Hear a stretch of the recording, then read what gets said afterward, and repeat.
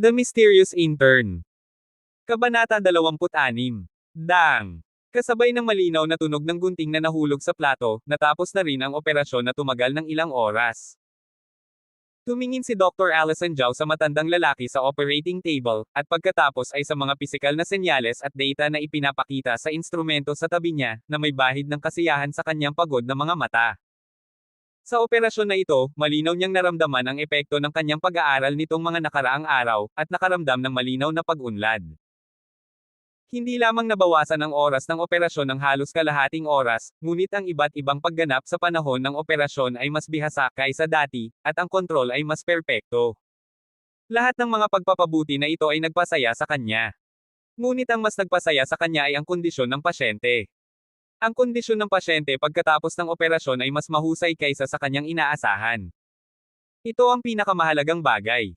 Ipinapakita nito na mas mahusay niyang nahawakan ang pasyente kaysa sa kanyang iniisip sa panahon ng operasyon. Ang pagsulong ng teknolohiya ay hindi para mapabilis at mas magarbo ang iyong teknik, kundi para gamutin ang mga pasyente. Ito ay isang mahalagang punto sa aklat na kamakailan niyang nabasa mula sa nangungunang eksperto sa mundo, at lubos siyang sumasang-ayon sa puntong ito. Sa pamamagitan lamang ng paggamot sa mas maraming pasyente, at sa pamamagitan lamang ng pagpapabuti ng kondisyon ng mga pasyente at mas mabilis na paggaling, ang ganitong uri ng pag-unlad ay tunay na pag-unlad. Ang natitira ay hahawakan mo na. Matapos magsalita ng mahinahon, pinatay ni Dr. Allison Zhao ang mga ilaw ng operating room at lumabas. Director Zhao, mas lalo kang gumagaling sa pag-oopera. Sa pintuan ng operating room, taos-pusong sinabi ng anesthesiologist kay Dr. Allison Zhao habang tinatanggal ang kanyang sterile gown. Oo nga, ang operasyon ni Director Zhao ay talagang mas lalong nagiging mahusay. Gaya ng inaasahan, ito ang ating neurosurgery department, hindi, ito ang pinakabatang henyo sa ating ospital. Ang iba pang mga doktor sa malapit ay nagpakita rin ng taos-pusong paghanga kay Dr. Allison Zhao. Sa operasyon kanina, ang pagganap ni Dr. Allison Zhao ay talagang nagulat sa kanila, na mga neurosurgeon din. Sa kanilang paningin, halos perpekto ang operasyon na ito. Nahawakan ni Dr. Allison Zhao ang bawat detalye sa panahon ng operasyon. Halos nasa sukdulan na. Ang ilan sa mga nakaraang ulat tungkol kay Dr. Allison Zhao sa balita ay labis, at medyo nagdududa sila. Sa puntong ito, wala nang duda. Henyo. Nang marinig ang mga papuri ng mga doktor, bahagyang nagpakita ng pagkahiya ang bibig ni Dr. Allison Zhao, tinanggal ang kanyang sterile na damit, lumingon, at naglakad patungo sa washing room. Director Zhao. Si Dr. Allison Zhao, na naghugas ng kamay at nagpalit ng kanyang karaniwang puting coat, ay kakalabas lang nang marinig ang boses ng kanyang katulong na si Dr. Chen sa likod niya. Sa pagitan ng usapan, para sa pasyente ngayon, pumunta ka sa ICU at mag-follow up. Kung may anumang abnormalidad, iulat mo sa akin kaagad. Lumingon si Dr. Allison Zhao at tumingin kay Dr. Chen na may masigasig na hitsura, na parang biglang naalala ang isang bagay, at nagbigay ng isang utos. Opo. Nang marinig ang sinabi ni Dr. Allison Zhao, hindi maiwasang magpakita ng pagkagulat sa mukha ni Dr. Chen. Ang pagpapahintulot sa kanya ng mga siwa sa ICU ay nangangahulugang umunlad ang kanyang mga kasanayan sa medisina, at nakakuha rin siya ng pagkilala at mas malaking tiwala mula kay Dr. Allison Zhao. Nangangahulugan din ito na isang hakbang na mas malapit na siya sa pagmamay-ari ng isang scalpel. Ang mga tala ng obserbasyon bago ang operasyon at ang follow-up care ng ICU pagkatapos ng operasyon, na tila walang kinalaman sa operasyon, ngunit sa katunayan, lahat ito ay mga akumulasyon ng operasyon, na makakatulong sa doktor na mas maunawaan at mas malalim na maunawaan ang operasyon. Maunawaan ang mga isyu na dapat bigyang pansin sa panahon ng operasyon. Ayon sa mga tala ng obserbasyon bago ang operasyon, maraming beses nang nangasiwa si Dr. Chen, ngunit ito ang unang pagkakataon niya sa ICU pagkatapos ng operasyon. Kung may mga tanong kang hindi mo maintindihan, tandaan na ipagbigay alam sa akin kaagad. Tumingin si Dr. Allison Zhao kay Dr. Chen na may naguguluhang hitsura, mahina ngunit malinaw na nagsalita. Opo. Director Zhao, huwag kang mag-alala, tiyak na aalagaan ko ng mabuti ang pasyente, at hindi ko hahayaang magkaroon ng anumang aksidente ang pasyente. Mabilis na tiniyak ni Dr. Chen kay Dr. Allison Zhao. Tumingin si Dr. Allison Zhao kay Dr. Chen, walang sinabi, lumingon, at mabilis na naglakad patungo sa opisina. Pagkatapos ng ilang oras ng operasyon, ang pisikal at enerhiya na pagkonsumo ng isang surgeon ay napakalaki, dahil sa loob ng ilang oras na ito, ang surgeon ay dapat palaging nakatayo at nagsasagawa ng bawat operasyon na may mataas na konsentrasyon. Kahit na laging binibigyang pansin ni Dr. Allison Zhao ang kanyang pisikal na pagsasanay, medyo mahusay ang kanyang pisikal na kalusugan kumpara sa mga ordinaryong babae, ngunit pagkatapos ng isang operasyon, nakakaramdam pa rin siya ng matinding pagod. Kailangan niyang agad na punan ang kanyang enerhiya. Sa kanyang opisina, naroon ang kanyang paboritong chocolate at syrup. Yay! Habang pinapanood na umalis si Dr. Allison Zhao, hindi na may tatago ni Dr. Chen ang excitement sa kanyang mukha. Pinayagan siyang pumunta sa ICU ni Dr. Allison Zhao. Hindi lamang ito isang hakbang na mas malapit sa kanyang pangarap na maging isang chief surgeon, ngunit mas mahalaga, ipinapakita nito na kinikilala ni Dr. Allison Zhao ang kanyang mga kasanayan sa medisina, at ipinaliwanag ang kanyang kasalukuyang panahon. Ang pag-aaral ay epektibo, at ito ang nagpasaya sa kanya. Matagal na siyang nag-aaral kay Dr. Allison Zhao. Malinaw niyang alam na si Dr. Allison Zhao ay isang mahigpit na tao, sa iba man o sa kanyang sarili, pagdating sa mga kasanayan sa medisina, halos malupit ito. Pagkaraan ng ilang sandali, nakabawi si Dr. Chen mula sa kanyang excitement, lumingon, at pupunta sa ICU para tingnan ang sitwasyon. Ngunit nang akmang lumingon si Dr. Chen at bababa, biglang nagbago ang kanyang mukha. Ah! Nasira! Nakalimutan kong sabihin kay Director Zhao ang negosyo. Napakamot ng hita si Dr. Chen. Naalala lang niya. Tumakbo siya palabas para hanapin si Dr. Allison Zhao, pangunahin na para pag-usapan si Brian Ye. Ngunit narinig lang niya kanina na pupunta siya sa ICU. Excited at masaya, ngunit nakalimutan niya ito. Dr. Chen, kumusta si Director Zhao? Ano ang gagawin ng pasyente ngayon?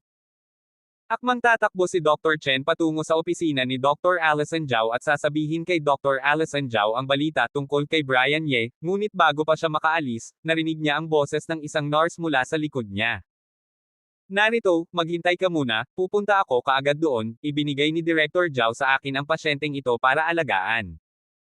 Mabilis na lumingon si Dr. Chen at mabilis na naglakad patungo sa direksyon ng ICU. Kalimutan na lang, pag-uusapan ko na lang si Director Zhao mamaya, sa anumang kaso, hindi ako nagmamadali, mahalaga ang mga bagay ng pasyente, at aasikasuhin muna natin ang sitwasyon ng pasyente. Habang mabilis na naglalakad patungo sa ICU, nag-isip ng palihim si Dr. Chen sa kanyang puso. Sa wakas ay mas komportable. Sa opisina ni Dr. Allison Zhao, kumain siya ng isang tasa ng mataas na konsentrasyon na syrup at isang piraso ng chocolate na inihanda niya kanina. Ang maputlang kutis ni Dr. Allison Zhao ay sa wakas ay nakakuha ng kaunting pamumula, ngunit ang utak ay hipoxia kanina, at medyo nahihilo. Ang pakiramdam ay sa wakas ay nabawasan ng malaki. Matapos maglaan ng mahabang panahon para mag-relax at ayusin ang kanyang emosyon, umupo si Dr. Allison Zhao sa kanyang upuan, kumuha ng isang makapal na notebook mula sa drawer ng mesa, at nagbukas ng isang bagong pahina habang nag-iisip. Naalala niya ang sitwasyon ng operasyon kanina, at nagsimula ng itala ang sitwasyon ng operasyon ngayon gamit ang isang panulat. Ito ang kanyang ugali. Pagkatapos ng bawat operasyon, kailangan niyang gamitin ang pinaka-primitive na panulat para ibuod ang operasyon sa kanyang mga tala. Kung maayos itong nahawakan, kung hindi maayos na nahawakan, isusulat niya ang lahat ng magagandang aspeto. Susubukan niyang gawin itong mas mahusay sa susunod, at iwasan ang mga parehong pagkakamali sa susunod. Marami at magagandang supermarket. Ito ang pinakamalaking supermarket sa hilagang suburb ng Yanjing. Ngayon na nagpasya siyang lumabas at bumili ng marami, pagkatapos umalis sa ospital, dumiretso si Brian Ye sa pinakamalaking supermarket, na siyang pinakamalaking komprehensibong malakihang komersyal na sentro ng plaza na nagsasama ng pagkain, libangan, at pamimili sa lugar na iyon. Ang isang malaking supermarket ay maginhawa.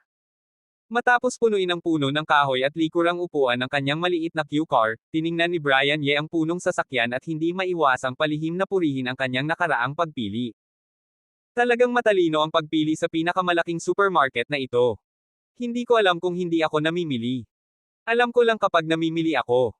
Lumalabas na napakaraming bagay ang kailangan niyang bilhin. Kung hindi siya pumunta sa malaking supermarket na ito, natatakot akong hindi niya mabibili ang mga bagay na kailangan niya sa ibang lugar. Nagpapasalamat pa nga si Brian Ye kay Dr. Thomas Wang dahil binigyan siya ng araw na ito para magpahinga sa unang pagkakataon. Kung hindi siya pinilit ni Dr. Thomas Wang na magpahinga, marahil hindi niya napagtanto na napakaraming bagay ang kailangan niyang bilhin. Umakyat at kumain ng isang bagay, at pagkatapos ay umuwi. Isinara ang pinto ng sasakyan, naglakad muli si Brian Ye patungo sa elevator sa mall. Panahon na para kumain, ayaw niyang umuwi at magluto para sa kanyang sarili. Para sa kanya, ang pagluluto ay talagang pag-aaksaya ng oras. Sa halip na lumabas para maghanap ng pagkain, mas mabuting maghanap ng isang restaurant sa mall na ito, at pagkatapos ay dumiretso na lang sa bahay, para hindi na kailangang ilipat ang sasakyan. Ngayon sa Yanjing, naghahanap ng paradahan, hindi madaling gawain. Dai ba po? Hindi ka bibitaw. Hindi ako bibitawan ng aking asawa, ang apelyido ay Zhang, sino ang sinisigawan mo? Bakit? Hawak mo ang isang sampal, gusto mo pa bang manakit?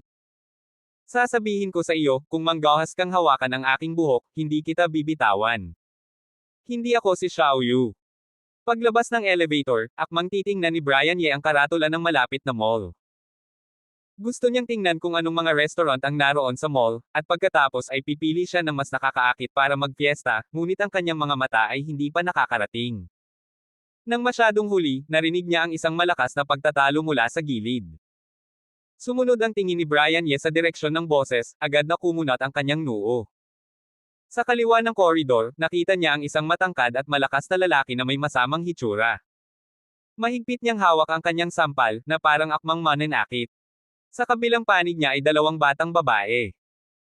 Sa mga babae, ang isa ay matangkad at nakaistilo ang pananamit na nakatayo sa harap, nakatitig sa lalaki ng walang takot, habang ang isa pang babae ay nakatayo sa likod ng babae na may kaunting pag-aalangan at takot sa kanyang mga mata. At sa tabi ng koridor, may isang grupo ng mga manunood na nakatayo sa malayo. Bapo, huwag mong isipin na hindi kita kayang saktan, sasabihin ko sa iyo, kung hindi ka bibitaw, malugod kong gagawin iyon. Matapos mainsulto ng babae sa harap ng napakaraming tao, ang mga mata ng lalaki ay puno ng masamang liwanag, at ang mga ugat sa kanyang noo ay nag-aalab. Nang makita ang masamang liwanag sa mga mata ng lalaki, isang ekspresyon ng takot ang sumilay sa mga mata ng babae nang hindi sinasadya, ngunit agad siyang nagangat muli ng dibdib at matigas na sinabi, hindi ako bibitaw, kaya mo bang saktan ako? Saktan kita. Natatakot ako sa iyo. Isang patay na asawa.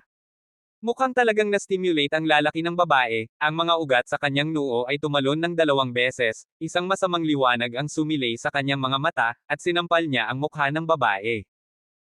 Walang sino man ang nag-isip na mangangahas talagang manakit ang lalaki sa harap ng napakaraming tao sa katanghalian. Lahat ng mga manunood ay nanatili roon sandali, hanggang sa makita nilang nahulog ang paggalaw ng lalaki, nagbalik sila sa kanilang katinoan, lahat ay hindi sinasadyang pumikit, at hindi na kayang panoorin ang eksena ng lalaki na sinasaktan ang babae. Hindi inaasahan ng babae na mangangahas talagang manakit ang lalaki. Sandali siyang natulala. Wala siyang reaksyon, at hindi man lang siya umiwas, hanggang sa makita niyang akmang sasampalin ng malaking kamay ng lalaki ang kanyang mukha, at ang mga mata ng babae ay pumikit ng hindi sinasadya, at sa sandaling pumikit siya, isang uri ng hindi sinasadyang takot at kawalan ng pag-asa ang sumilay sa kanyang puso. Ang isa pang babae na nagtatago sa likod ay pinanood ang malaking sampal ng lalaki na tumama sa kanyang kasama. Mas lalo siyang natulala. Ang kanyang mukha ay ganap na namutla ng walang bakas ng dugo. Isang bakas ng kawalan ng pag-asa ang sumilay sa kanyang mga mata, pagsisisi. At isang galit na hitsura. Sa sandaling nagpaputok ang lalaki, tumitig siya sandali, hindi niya inaasahan na magiging masyadong mapusok siya, ngunit sandali lang, nang mahulog ang kanyang mga mata sa mukha ng babae na parang bulaklak, muling nag-alab ang kanyang dugo, at ang kanyang mga mata ay napalitan ng mga masamang mata, isang patay na asawa na nang-ahas na manggialam sa mga gawain ni Lao Su, ipaalam ko sa iyo kung gaano ako kalakas ngayon. Nang makita na ang malaking sampal ay akmang babagsak sa mukha ng babae na parang puting jade, ang tingin sa mga mata ng lalaki ay naging mas lalong masama. Sa kanyang linya ng paningin, tila nakita na niya ang sampal na bumabagsak. Kasama ang tatak ng 5 daliri sa kanyang mukha, ang kanyang puso ay naging mas lalong masama. Gayunpaman, nang ang masamang kasiyahan sa kanyang puso ay ipinanganak pa lang, nang ang palad ay akmang babagsak sa mukha ng babae, nang maramdaman niyang ang kasiyahan sa kanyang katawan ay akmang aabot sa rurok, isang puting palad ang biglang lumabas mula sa gilid. Snap! Kasabay ng malinaw na tunog, ang braso ng lalaki ay nahulog sa manipis na palad, at ang palad ng lalaki ay biglang tumigil sa isang posisyon na hindi pa umaabot ng 3 sentimetro mula sa pisngi ng babae. Hindi inaasahan ng lalaki na may mga ngahas na manggialam sa kanyang nostalgia. Sandali siyang natulala. Hanggang sa makaramdam siya ng matinding sakit sa kanyang braso, mabilis siyang nakabawi, ang kanyang mga mata ay masama. Tumitig kay Brian Ye. Kaibigan ko, ano man ang mangyari, mali ang manakit ng tao, at mas mali ang manakit ng babae. Mahigpit na hinawakan ni Brian Ye ang braso ng lalaki. Noong una, ayaw ni Brian Ye na makialam sa nostalgia ng ibang tao, ngunit nang makita niyang sinampal ng lalaki ang babae, hindi pa rin siya nakatiis. Ang isang lalaki na nananakit ng babae, hindi katanggap-tanggap ang ganitong uri ng bagay, lalo na nang maramdaman niyang ang palad ng lalaki ay hindi isang pekeng sampal, ngunit nang talagang sinampal niya ang babae ng buong lakas, hindi na siya nag-atubiling tumakbo ng mabilis hanggat maaari. Ang bilis ng lupa ay sumugod.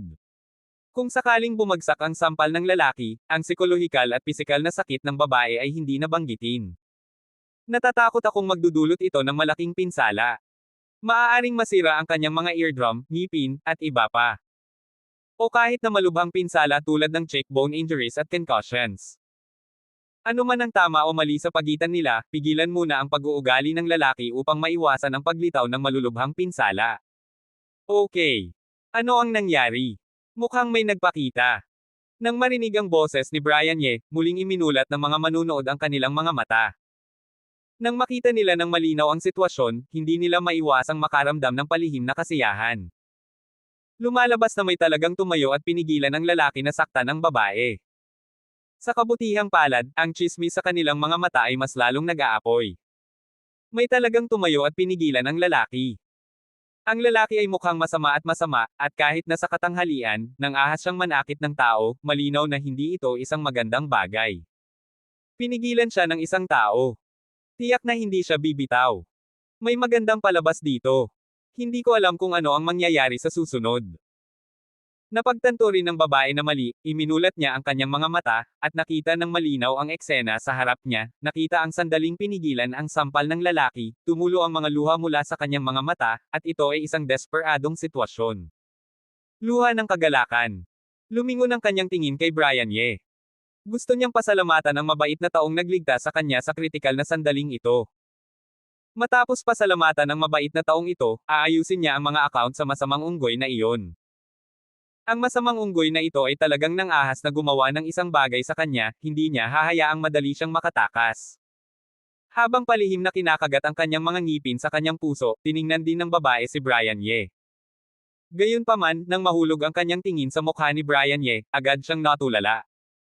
May isang ingay sa kanyang buong isipan, na parang biglang sumabog ang isang bomba, at natulala siya sandali. Luha ng kagalakan at excitement ang sumilay sa mga mata ng isa pang babae.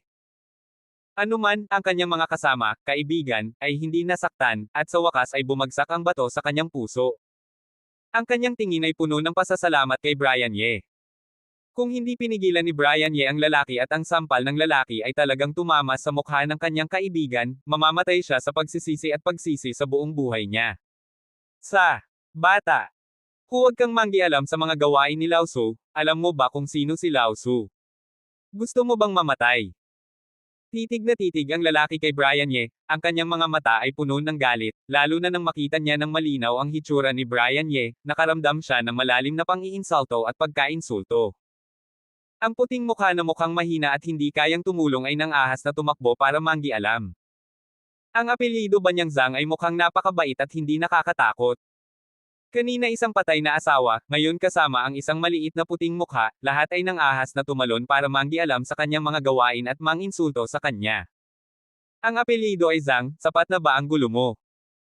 Tumayo ang babaeng nagtatago sa likod ng babae na may napakahina na ekspresyon, ang kanyang mga mata ay puno ng galit at tumitig sa lalaki, sasabihin ko sa iyo sa huling pagkakataon ngayon. Wala nang anumang nangyari sa pagitan natin. Damn! Huwag mo akong sisihin kung magiging bastos ako kung patuloy kang manggugulo. Sa pagkakataong ito, nagpasya siyang hindi na magtago sa likod ng kanyang mga kaibigan. Ang eksena kanina, naranasan ng isang beses, ay sapat na. Sa sandaling natapos niyang magsalita, may isang buhol sa kanyang dibdib na matagal nang nakapulupot sa kanyang puso. Sa wakas ay nalaglag ito. Nakaramdam siya ng sobrang ginhawa. Hindi niya pinansin ang reaksyon ng lalaki, at ibinaling ang kanyang tingin kay Brian Ye. May pasasalamat na sinabi kay Brian Ye, "Ginoo, salamat. Salamat sa pagligtas sa aking kaibigan." "Walang anuman." Tumango si Brian Ye sa babae. Noong una, medyo masama ang impresyon niya sa babaeng ito, ngunit ang pagganap ng babaeng ito ay nagulat sa kanya ng kaunti. Nagulat siya at nagbago ang kanyang impresyon sa kanya. Ang ilan, ang kanyang tingin, ay tumingin sa lalaki na may masamang hitsura, "Hindi ko alam kung sino ka, at ayaw kong manggialam sa iyong nostalgia, ngunit anuman ang sitwasyon, sa tingin ko hindi ka dapat manakit ng tao, lalo na ang mga babae." Tama yan. Hindi naman talaga mali iyon, isang malaking lalaki, ano ba ang gagawin niya sa pagsakit ng babae? Lahat ng mga nananakit ng babae ay mga gangster. Hindi alam kung sino sa mga babaeng manunood ang unang sumigaw, at sa isang iglap, nagsimula silang pumalakpak, sumisigaw para kay Brian Ye. Nang marinig ang mga sigaw at pangungutya ng mga manunood, muling tumingin siya sa dalawang babae sa kabilang panig, pinapanood silang tumingin kay Brian Ye na may pasasalamat, at tumitig kay Brian Ye na may isang hanggal na hitsura. Para bang nahulog siya sa isang demonyo, naramdaman lang ng lalaki na ang isang masamang enerhiya sa kanyang dibdib ay sumabog sa kanyang isipan. May isang kakilakilabot na hitsura sa kanyang mga mata, at sinuntok niya si Brian Ye. "Damn little boy. Paano ka nang ahas na manggialam sa mga gawain ni Lao Tzu? Paano ka nang ahas na pagtawanan ako ng napakaraming tao? Ituturo ko sa iyo ng husto ngayon. Para malaman mo kung paano sumulat ng mga salitang patay." Sa puso ng lalaki, patuloy siyang umiiyak ng labis. Ang kanyang kamao ay nag-alog ng lahat ng lakas ng kanyang katawan, susuntukan niya ng malakas ang mukha ng maliit na puting mukha ni Brian Ye para malaman niyang ang bayani ay dapat magbayad ng isang presyo para iligtas ang kagandahan. Para malaman niyang ang pagtapak sa apelyido niyang Zhang para makuha ang pabor ng magagandang babae ay isang presyo. Mag-ingat ka. Nang makita ang biglaang pag-atake ng lalaki, hindi maiwasang sumigaw ang lahat ng tao sa madla.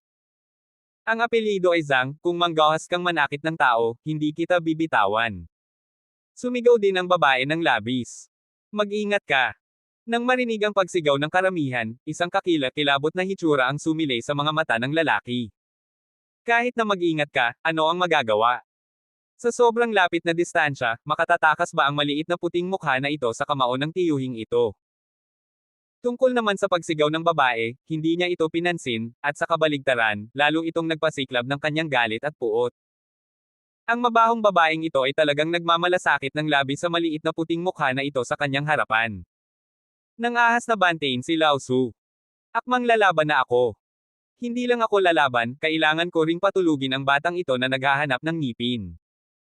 Nang makita ang kamao ng lalaki na mabilis na papalapit sa kanya, hindi nagtago si Brian Ye. Ang kanyang tingin, na tumitingin sa lalaki na may isang masama at malupit na ekspresyon, ay nagpakita ng isang malamig na pagkahigpit sa kanyang mga mata. Kahit na ang kanyang impresyon sa lalaking ito ay napakasama sa sandaling inilahad ng lalaki ang kanyang kamay para saktan ang babae, ngunit hindi niya balak na pangalagaan ang kanilang nostalgia, ni hindi niya balak na parusahan ang lalaki. Ano? Pagkatapos ng lahat, hindi niya naiintindihan ang buong kwento sa pagitan nila. Pangalawa, hindi siya isang ahente ng pagpapatupad ng batas, at wala siyang kapangyarihan na parusahan ang isang tao.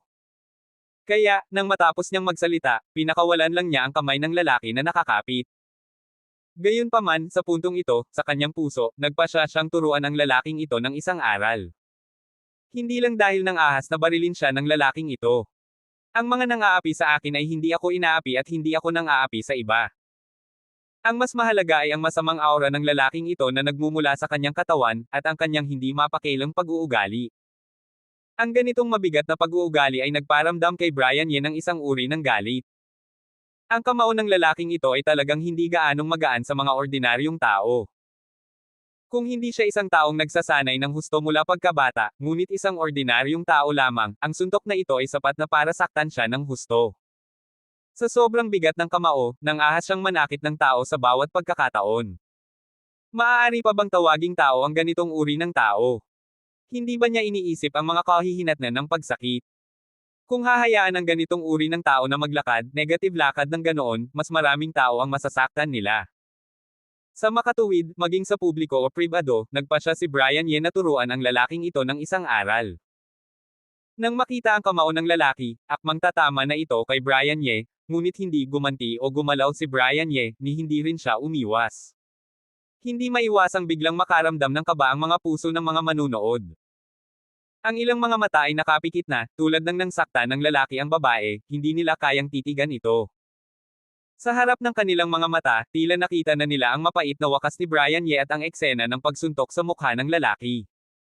Sa kanilang palagay, si Brian Ye ay sobrang natakot at natulala. Walang galaw niyang sinuntok ang lalaki. Halos patayin na siya. Oo, sa kanilang paningin, nakatayo lang si Brian Ye, walang dahilan para gumanti. Natakot siya. Ang isang lalaki tulad ni Brian Ye na mahina sa pagsusulat at tila mahina ay hindi kayang hawakan ang suntok ng lalaki. Huwag nang sabihing hawakan ito, kahit na makipaglaban, hindi pareho ang antas ni na Brian Ye at ng lalaki. Hindi sila pareho ng timbang. Ang taas ng lalaki ay dapat na hindi bababa sa 1.85 metro, at ang timbang ay dapat na hindi bababa sa 70 kilo. Mukhang halos 1.75 metro lang si Brian Ye, at ang timbang ay mas masahol pa. Alam kong kung mayroong 65 kilo, at si Brian Ye ay mukhang isang mahinang scholar na hindi pa nakakaranas ng mga laban, habang ang lalaking ito ay mukhang isang gangster na madalas makipag-away. Ano man ang anggulo, masyadong malaki ang agwat sa pagitan ng dalawang panig. Ang tanging paraan para harapin ang kamao ng kalaban ay ang pagtago, ngunit sobrang natakot siya kaya hindi siya nagtago. Hindi ba ang tanging paraan para matalo at madyugo? Maliban sa ilang mga tao na may madilim na isipan, nararamdaman nilang hindi kaya ni Brian Ye, at nang ahas na tumayo bilang isang bayani para iligtas ang kagandahan, palihim na nagagalak, iniisip na hinahanap ni Brian Ye ang kanyang sariling paraan at nararapat na matalo. Si Brian Ye ay nagsimula ng makiramay at maawa. Mayroon ding ekspresyon ng kawalan ng pag-asa sa mga mata ng babaeng sumigaw lang, at tumulo ang mga luha ng pagsisisi sa kanyang mga mata, dahil ang kanyang mga gawain ay hindi lamang nagdulot ng pagkatalo ng kanyang kaibigan kanina, ngunit ngayon, nasasaktan din niya. Isang inosenteng mabait na tao sa tabi niya ay matatalo. Kahit na sa sandaling bumagsak ang kanyang tingin sa katawan ni Brian Ye, nanatili siya roon, na parang isang babaeng nasa pagkabaliw, ang kanyang mga kamay ay kinuyam ang kanyang mga kamao, at ang ekspresyon sa kanyang mukha ay naging sobrang tense. Maliit na puting mukha, pumunta ka sa impyerno. Nang makita na ang kanyang kamao ay akmang babagsak sa katawan ni Brian Ye, malakas na sumigaw ang lalaki sa kanyang puso, na may kakilakilabot na hitsura sa kanyang mga mata, at isang ngiti na puno ng masamang kasiyahan ang lumitaw sa kanyang mukha. Gayunpaman, nang bumagsak ang sigaw sa kanyang puso, nagyelo ang ekspresyon sa kanyang mukha, at ang kanyang malupit na suntok ay wala pang 10 minuto ang layo mula sa mukha ni Brian Ye. Sa sentimetro, muli siyang nahuli ng isang manipis at puting kamay. Paano ito posible? Titig na titig ang lalaki sa kamay na humahawak sa kanyang kamao, na mukhang napakamanipis at puti, at mas maganda kaysa sa mga kamay ng maraming babae. Nanlaki ang kanyang mga mata, at ang ekspresyon sa kanyang mga mata ay nabasa puno ng hindi makapaniwalang hitsura. Paano nahuli ng maliit na puting mukha na ito at ng mga kamay na parang babae ang kanyang napakabilis, napakalakas, at napakalaking kamao? Ang kanyang isipan ay puno ng pagkalito, ngunit bago niya maunawaan ang hindi makapaniwalang tanong na ito, biglang nakaramdam ng matinding sakit mula sa kanyang kamao. Halos sa sandaling narinig ang sakit, ang kanyang bibig ay naglabas ng isang masakit na daing. What? Kasabay ng masakit na daing na ito, ang buong mukha ng lalaki ay napangit. Okay. Bakit parang hindi tama ang tunog na ito? Parang hindi ito sa binata, kundi sa lalaki. Nang marinig ang mga sigaw ng lalaki, iminulat ng mga manunood ang kanilang mga mata at tumingin sa gitna ng lugar na may bahid ng pagdududa sa direksyon ng lalaki at Brian Ye. Ito. Paano nangyari iyon? Malabo ba ang aking mga mata? Nang makita nila ng malinaw ang sitwasyon sa larangan, biglang hindi maiwasang lumaki ang kanilang mga mata, at lahat sila ay nagpakita ng mga hindi makapaniwalang ekspresyon, at ang ilan ay direktang nagduda na sila ay nasilaw. Talagang kakaiba ang eksena sa harap niya. Si Brian Ye, na tila napakahina, ay nakatayo roon ng kalmado, na may puting at manipis na kamay na humahawak sa malaking kamao ng lalaki, ngunit ang matipunong lalaki ay sobrang nasasaktan na napangit ang kanyang mukha, at ang kanyang bibig ay wow. Umiyak.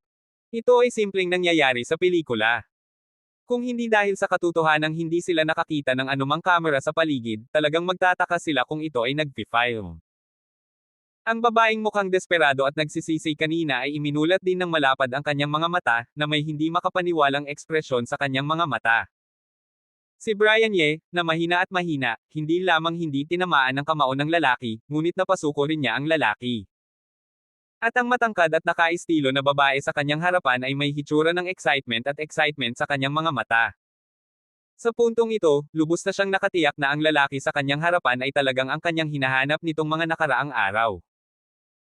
Ang taong iyon, ang bayaning naglinis ng 3 gangster ng diretso sa eroplano, iniligtas siya mula sa mga gangster nang siya ay nasa pinakadesperadong kalagayan, at sa parehong oras ay iniligtas ang buong eroplano. Ang binatang iyon na nagngangalang Brian Ye. Sa hinaharap, tandaan na huwag manakit ng tao ng walang dahilan, lalo na ang mga babae. Legal na lipunan na tayo ngayon. Malamig na umungol si Brian Ye, inilahad ang kanyang kamay, at itinulak ang umuungol na lalaki palayo. Nang bumagsak ang boses ni Brian Ye, naramdaman lang ng lalaki ang isang malaking puwersa na nagmumula sa kanyang kamao. Ang kanyang buong matipunong katawan ay ganap na nagtanggol, at natambo siya at naitulak palayo. Matapos tumama sa hadlang, huminto siya. Kaya pala nangangahas ang mga tao na manggialam sa mga gawain ng ibang tao. Kaya pala nangangahas silang hindi makipaglaban at umiwas ng harapin ang lalaking iyon kanina. Lumalabas na talagang may kakayahan sila. Sasabihin ko lang, nitong mga nakaraang taon, kung walang lakas, sino ang mangangahas na magkagulo ng basta-basta, lalo na ang ganitong uri ng taong mahilig manggialam sa unang tingin. Nang makita na madaling itinulak ni Brian Ye ang matipunong lalaki palabas, sa wakas ay nakumpirma ng mga manunood sa tabi niya na hindi ilusyon ang kanilang nakita kanina, at sa wakas ay nakahinga ng maluwag, at sa parehong oras para sa kanilang sarili kanina ay wala silang lakas ng loob na sumugod para pigilan ang masamang pagkilos ng lalaki na manakit, at nakahanap ng isang makatwirang dahilan. Maliit na puting mukha, maghintay ka, hindi kita bibitawan, ako si Zhang Pang. Alam din ng lalaki na nagkamali siya ng tingin sa pagkakataong ito. Si Brian Ye, na mukhang isang puting mukha, ay talagang isang matigas na ulo. Hindi siya mapakali sa ilalim ng mga kamay ni Brian Ye. Ang kanyang tingin ay tumitig ng mapait kay Brian Ye. Sa isang sulyap, nag-iwan siya ng isang malupit na salita, at tinakpan ang kamao na hinawakan lang ni Brian Ye gamit ang isang kamay, at dumiretso sa elevator ng nahihiya. Hindi maganda ang ugali ni Eugene Zhang, natatakot akong hindi niya ito bibitawan. Tumingin ang babae sa likod ng lalaking umalis ng nahihiya, hindi maiwasang magpakita ng isang nag-aalalang hitsura sa kanyang mukha, iniisip na ang kanyang sariling mga gawain ay nagdulot ng problema kay Brian Ye, hindi maiwasang magpakita ng isang bakas ng pagkakasala ang kanyang mga mata. Ginoo, talagang humihingi ako ng tawad dahil nagdulot ako ng problema sa iyo. Ang mga manunood na may mas madilim na isipan ay tumingin kay Brian Ye, at muling nagpakita ng isang ekspresyon ng pagigalik. Kahit na ang lakas na ipinakita ni Brian Ye ay lampas sa inaasahan ng lahat, napasuko pa nga niya ang lalaking mas malaki sa kanya, at nag-ingay sa harap ng lahat, ngunit malinaw na nagdulot din si Brian Ye ng malaking problema. Malinaw na hindi handang magpakalma si Eugene Zhang ng madali. Ayos lang. Kumaway si Brian Ye. Nang umalis si Eugene Zhang, natural niyang naramdaman ang masamang tingin, ngunit hindi niya ito pinansin. Isa lang siyang unggoy, at wala siyang pakialam dito. 2 dalaga, umalis na ang lalaki. Malamang, hindi na siya babalik sa loob ng ilang sandali. Mauuna na ako. Matapos magsalita sa 2 babae, akmang tatalikod na si Brian Ye para umalis. Kung nalutas na ang problema, wala nang problema sa kanya, si Brian Ye, at masyadong gutom na ang kanyang tiyan ngayon, at kakain na siya. Sa sandaling tatalikod na siya, biglang naisip ni Brian Ye ang isang bagay, at lumingon muli, na may taos-pusong ekspresyon sa kanyang mga mata at sinabi sa 2 babae, 2 dalaga, hindi ko alam kung ano ang meron sa inyo ni Eugene Zhang kanina. Wala akong intensyon na makasakit sa inyo. Karaniwan, hindi dapat ako masyadong nakikialam sa mga bagay sa pagitan nyo, pero nakita ko si Eugene Zhang, palagi siyang nananakit ng tao. Masama ang kanyang mukha. Natatakot akong hindi ito maganda. Para sa inyong kaligtasan, iminumungkahi kung hanggat maaari ay iwasan niyo siya kung maaari. Nang marinig ang mga sinabi ni Brian Ye, ang matangkad at nakaistilo na babae sa tabi niya ay tumingin kay Miss Edna, at ang mukha ni Miss Edna kanina ay nagpakita ng isang bakas ng pagsisisi. Tumingin si Brian Ye sa mga ekspresyon ng 2 babae, alam niyang mayroong isang bagay na nakatago sa gitna, ngunit wala na siyang ibang sinabi. Ito ay kanilang sariling pribadong bagay at wala siyang kinalaman dito bilang isang dumadaan. Ayaw niyang magtanong tungkol sa iba. Privacy. Tumango ng bahagya, tatalikod na si Brian Ye para umalis. Ginoo. Mr. Ye. Nang makita na akmang aalis na si Brian Ye, dalawang babae, dalawang boses ang halos sabay na nagsalita. Okay. Mr. Ye. Kilala niya siya. Tumigil si Brian Ye at tumingin kay Michelle Fang na may ilang pagdududa. Sa mga mata ni Miss Edna, tumingin din siya sa kanyang kasama na may isang bakas ng pagdududa. Bakit tinawag siya ni Michelle Fang na Mr. Ye? Magkakilala ba sila? Mr. Ye, hindi mo ba ako naaalala? Nang makita na talagang tumigil si Brian Ye at lumingon, lalong nakumpirma ni Michelle Fang ang pagkakakilanlan ni Brian Ye, at ang ekspresyon sa kanyang mukha ay medyo excited. Ikaw ba? Muling tumingin si Brian Ye kay Michelle Fang na may pagdududa, at nag-isip ng mabuti sa kanyang isipan sa nakaraang panahon. Sa mga pasyente na nakita niya, mayroon bang babaeng dumating, ngunit pagkatapos mag-isip, ano ang iniisip niya? Hindi makatayo. Kahit na sa proseso ng paggamot sa outpatient, halos araw-araw ay nakikita ang daan-daang pasyente, kahit na mahusay ang memorya ni Brian Ye, tiyak na hindi niya maalala ang lahat, ngunit karaniwang mga pasyente o miyembro ng kanilang pamilya na napakakilala, palaging naaalala ni Brian Ye. Karaniwan, si Michelle Fang ay napakaganda na sa mga pasyente na nakita niya, at maging sa mga babaeng nakasalamuhan niya, dapat siyang maranggo bilang numero 1, at hindi niya ito makakalimutan. Oo. Mr. Ye, naaalala mo ba talaga ako? Nang makita na talagang wala siyang anumang impresyon sa kanya, isang ekspresyon ng kalungkutan at pagkabigo ang sumilay sa mga mata ni Michelle Fang, ngunit pinaalalahanan pa rin niya si Brian Ye, noong nakaraang pagkakataon sa eroplano, iniligtas mo. Ang flight attendant na iyon, mayroon ka pa bang impresyon? Ah, ikaw pala. Nang marinig ang mga sinabi ni Michelle Fang, biglang nagpakita ng isang naguguluhang hitsura ang mukha ni Brian Ye, hindi maiwasang magpakita ng isang nagkasalang hitsura ang kanyang mukha, pasensya na, talagang hindi kita nakilala kanina. Sa pagitan ng usapan, wala ka bang problema sa iyong sugat? Dahil nang siya ay nasa eroplano, hindi siya nasa magandang kalagayan, at hindi niya gaanong binigyang pansin ang hitsura ng stewardess. Bukod pa rito, ang stewardess ay nakasuot pa rin ng uniforme noon, at ngayon ay ganap na nagpalit ng kanyang damit. Hindi niya ito nakilala, at dahil sa sobrang trabaho niya sa ospital nitong mga nakaraang araw, ang kanyang pag-iisip, kanina, ay nahulog din sa isang bulag na lugar, hindi sinasadyang hinahanap ang babaeng ito sa mga pasyente niya. Identity, kaya pagkatapos maghanap ng matagal, hindi ko ito naalala. Ayos lang. Sa pagitan ng usapan, kailangan kong pasalamatan si Mr. Ye para dito. Kung hindi dahil sa ointment na ibinigay mo sa akin, natatakot akong magkakaroon ako ng malaking peklat. Sa ganoong kaso, magiging pangit at pangit ito. Nakita ni Michelle Fang na sa wakas ay naalala siya ni Brian Ye, at tinanong din tungkol sa kanyang sugat, agad na nagpakita ng isang ekspresyon ng kagalakan sa kanyang mukha. Nang makita ang nagniningning ng ngiti ni Michelle Fang, hindi maiwasang ngumiti si Brian Ye. Noong panahong iyon, pagkatapos bumaba ng eroplano, nakaramdam pa rin siya ng kaunting pagsisisi sa kanyang puso. Naramdaman niyang talagang mapusok ang pagbibigay ng ointment ng diretso sa flight attendant. Ngayon, mukhang sulit ang mapusok na pag-uugaling ito. At least, si Michelle Fang ay ganito pa rin. Ang sikat ng araw ay napakamatuwid at matapang pa rin. Kung hindi, kung ang isang magandang babae ay biglang magkakaroon ng peklat sa isang napakakilalang posisyon sa kanyang leeg, malaki ang pinsala sa psikolohikal. Sa pagitan ng usapan, hindi mo alam ang aking pangalan, ako si Michelle Fang, ito ang aking kaibigan, si Edna Jo. Matapos ang ilang sandaling pagiging masaya ni Michelle Fang, biglang naalala niya ang isang bagay. Ipinakilala niya ang kanyang sarili at ang kanyang mga kaibigan kay Brian Ye. Matapos ang pagpapakilala, itinuro niya si Brian Ye at ipinakilala, Edna, ito ang madalas kong sabihin sa iyo. Ang isa, ang bayaning si Mr. Yeshu na nagligtas sa akin sa eroplano noong nakaraang pagkakataon at iniligtas ang lahat ng pasahero. Lumalabas na isang bayani na nagpatigil sa mga magnanakaw at nagligtas ng isang eroplano. Kaya pala napakatalino niya. Tumingin si Edna Jo kay Brian Ye na may paghanga. Ang pagdududa sa kanyang puso kanina ay nawala ng tuluyan. Lumalabas na ang lalaking ito ay si Brian Ye, hindi nakakagulat na tinawag ni Michelle Fang ang kanyang pangalan sa isang lunok. Hehe, karaniwan akong mahilig mag-ehersisyo, mas malakas lang ako, pero hindi ako nangangahas na maging malakas, at tungkol sa bayani, hindi ako nangangahas na maging bayani. Noong panahong iyon, sinusubukan ko lang na iligtas ang aking sarili. Nagmamadali akong lumaban sa kanila. Ngumiti si Brian Ye. Napakatalino. Kung talagang magaling ako, hindi ako magiging ganito kawalang kaya nang magkaroon ng aksidente ang matanda. Kung talagang magaling ako, hindi ako narito ngayon, kaya kawalang kaya, wala akong lakas ng loob na maghayganti sa matanda. May kaunting pait sa puso ni Brian Ye.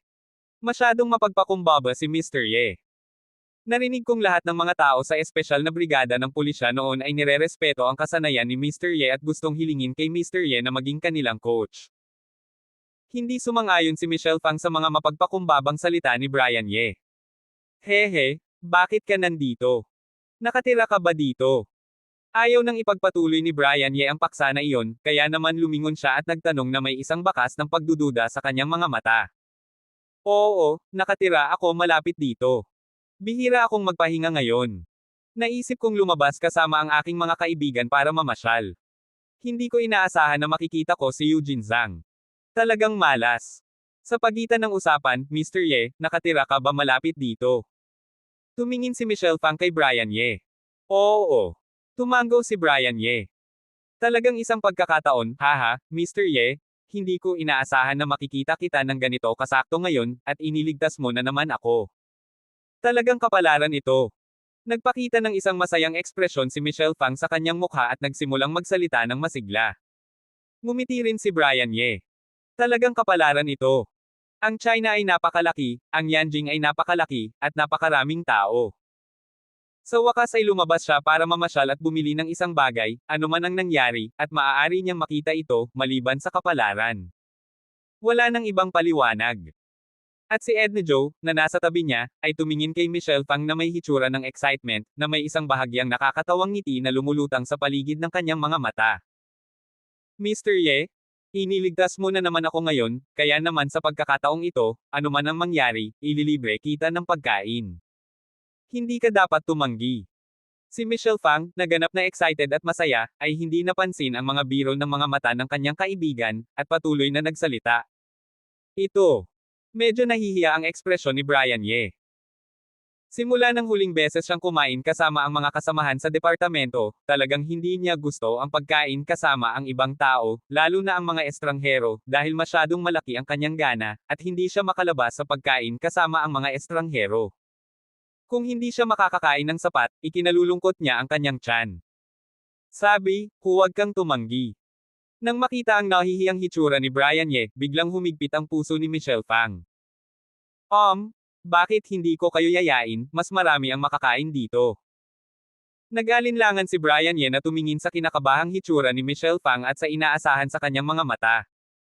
Pwede kang kumain kung kaya mo. Dapat kumain ng marami ang mga lalaki. Ano ba ang problema? Huwag kang mag-alala, Mr. Ye, kaya kung magbayad ng pagkain. Ako ang mag-o-order ng pagkain ngayon. Deal. Hindi maiwasang manahimik si Michelle Fang matapos marinig ang sinabi ni Brian Ye. Sige. Nakita ni Brian Ye na determinado si Michelle Fang, at wala na siyang ibang sinabi. Gaya ng sinabi niya, kailangan niyang humingi ng pagkain. Kung mali ang sitwasyon, babayaran na lang niya ito. Yay! Nang marinig na sa wakas ay sumagot si Brian Ye, hindi maiwasang tumalon nang may kagalakan si Michelle Fang, at hinawakan ang braso ni Brian Ye gamit ang dalawang kamay. Ang buong katawan ay sumandal kay Brian Ye, na parang mahigpit na hinayla. Ang mga kamay ng isang kaibigan o kasintahan ay normal. Biglang hinawakan ni Michelle Fang ang kanyang braso at naamoy ang mahinang bango na nagmumula sa katawan ni Michelle Fang. Si Brian Ye, na hindi pa kailanman naging ganito kamapagmahal sa kabaligtaran na kasarian, ay biglang nanigas, at nagbago rin ang ekspresyon sa kanyang mukha. Medyo kinakabahan. Ubo. Michelle. Mag-ingat ka sa image mo, tingnan mo ang iba, natatakot ka kay Mr. Ye. Naramdaman ni Edna Joe na hindi natural ang ekspresyon ni Brian Ye, kaya naman umubo siya ng tuyo, pinaalalahanan ang kanyang kaibigan na nasa kalagayan ng matinding excitement. Ano?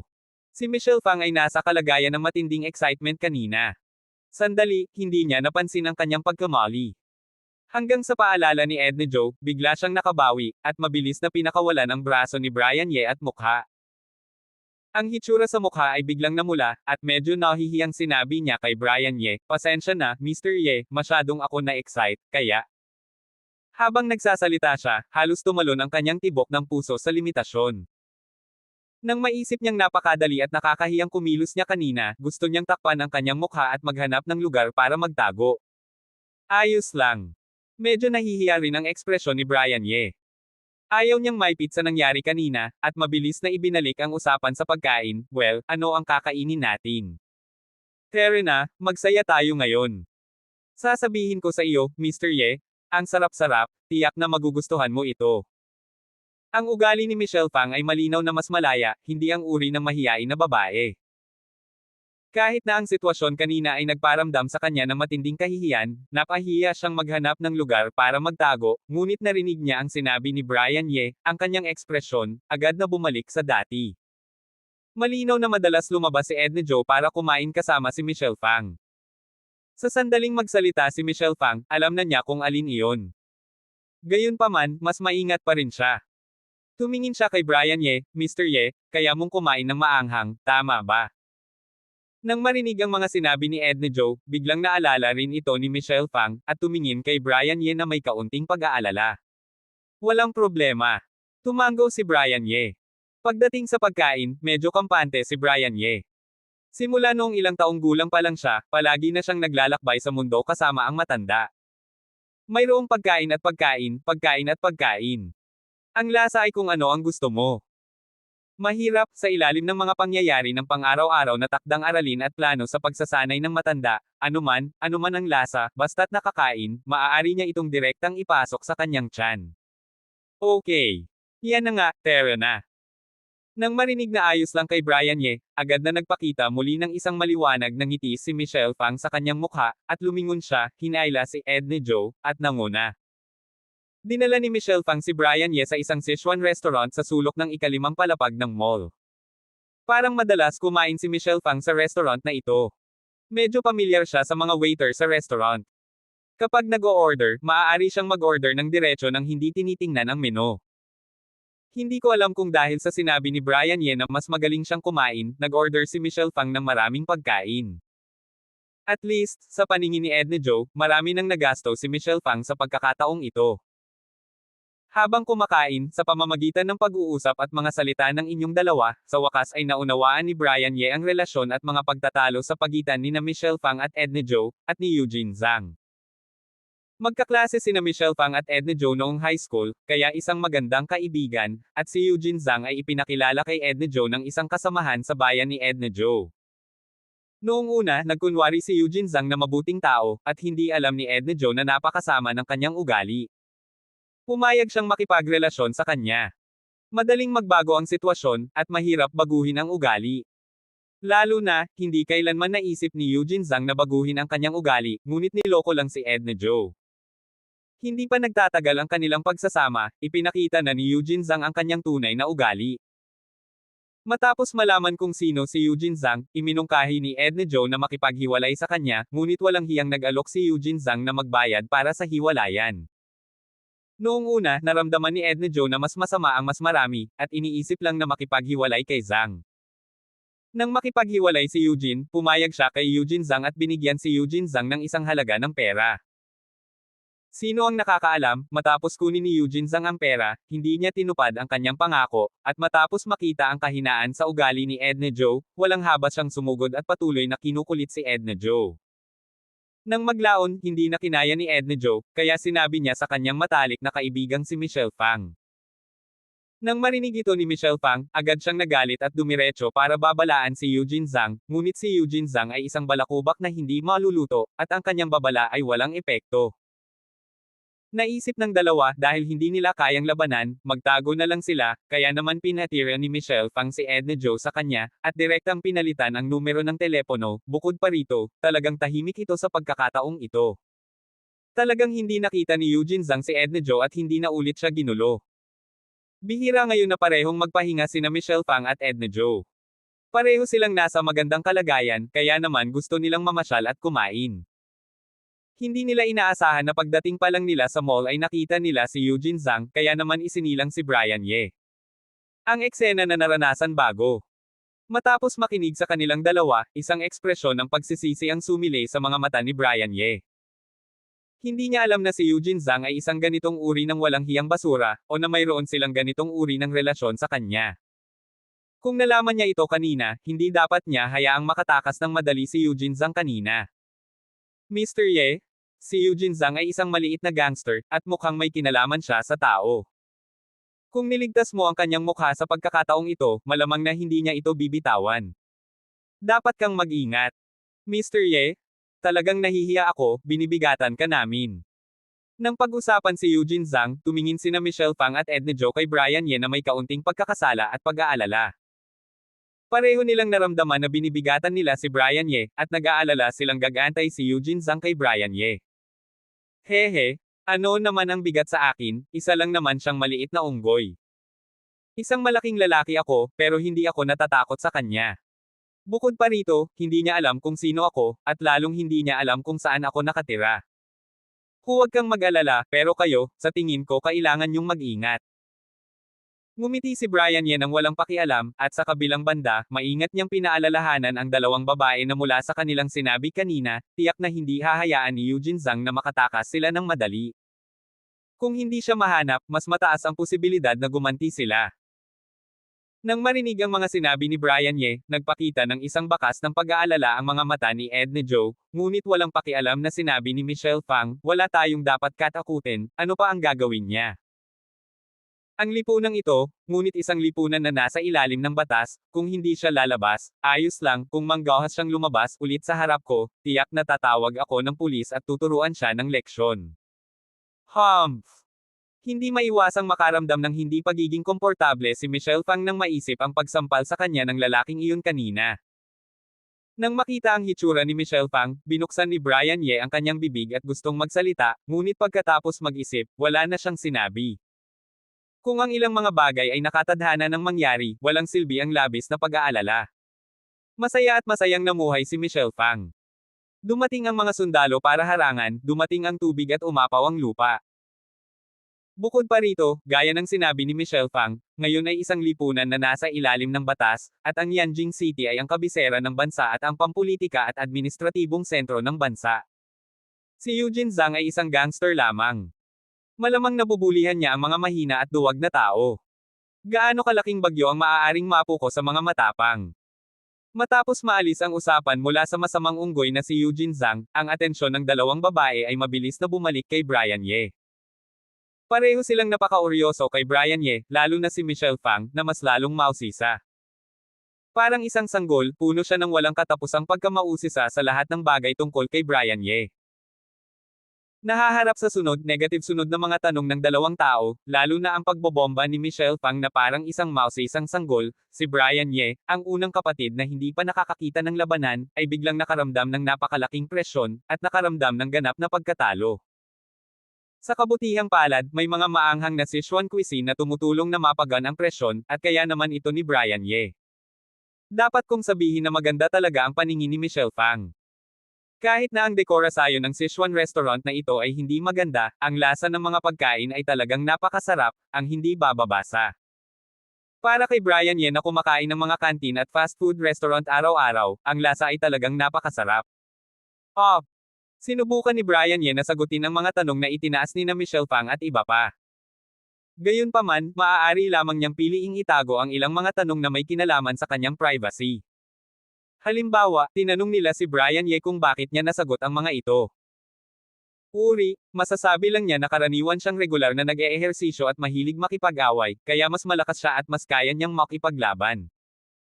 At ang sagot sa tanong kung bakit niya nasagot ang tanong na ito ay nagbigay din sa kanya ng pagkakataong kumain ng payapa.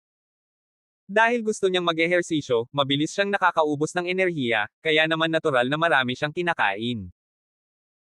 Kahit na sinabi ni Brian Ye ng maaga na kaya niyang kumain ng maayos, at kahit na sinabi ni Brian Ye na mayroon siyang malaking halaga ng smelting at sa makatuwid ay may malaking gana, nagulat pa rin sina Michelle Fang at Edna Jo nang makita si Brian Ye, na parang isang bagyo.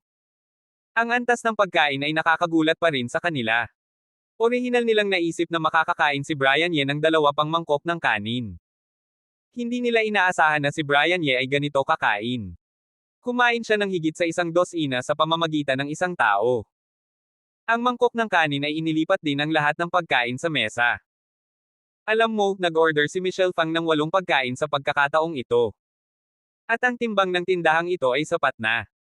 Natural na naramdaman ni Brian Ye ang mga nakakagulat na ekspresyon ni na Michelle Fang at MS Edna, ngunit hindi na niya ito pinansin. Ginamo niya ito na parang hindi niya ito nakita. Bihira siyang makakain ng masarap na pagkain. Ang dalawa ay nagpaliwanag na. Pagkatapos kumain, nakipag-usap si Brian Ye kay Michelle Fang at Edna Joe ng halos 1 oras, at sa wakas ay nakaramdam na hindi na niya kaya. Mabilis siyang nakahanap ng dahilan at nagpaalam sa kanilang dalawa.